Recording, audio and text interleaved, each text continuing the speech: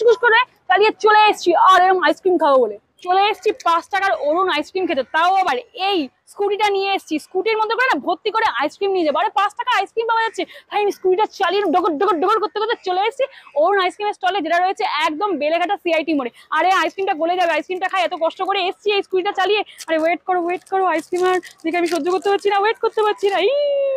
চলে এসছে 5 টাকার অরুণ আইসক্রিম, তাও আবার কাঁচা আমের ফ্লেভার রয়েছে। আরে আর এত সুন্দর আমি স্কুটি কিনেছি, তোমরা তো কিছু বললেই না, আমাকে কমেন্ট করলে না। দেখো আমি কত সুন্দর স্কুটি কিনেছি, আর স্কুটির মধ্যে বসে আইসক্রিম খাবো, 5 টাকার আইসক্রিম, দারুণ ব্যাপার না?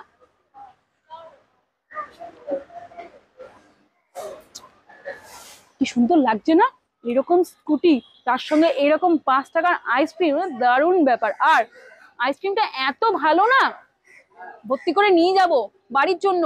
আরে যদি মনে করো ফলোয়াররা আমার বাড়িতে আসবে, হামলা করবে, চলে আসতে পারো, 5 টাকার আইসক্রিম পেয়ে যাবে, আমি গাড়ি ভর্তি করে নিয়ে যাচ্ছি। আরে ভাই এটা দেখে না আমার 3 ইডিয়টস এর কথা মনে পড়ে যাচ্ছে। আমি কি ইডিয়টস? আরে না না ভাই না, আরে আইসক্রিম খেতে এসেছি, 5 টাকার অরুণ আইসক্রিম, তার সঙ্গে আমি বাড়ির জন্য নিয়ে যাব।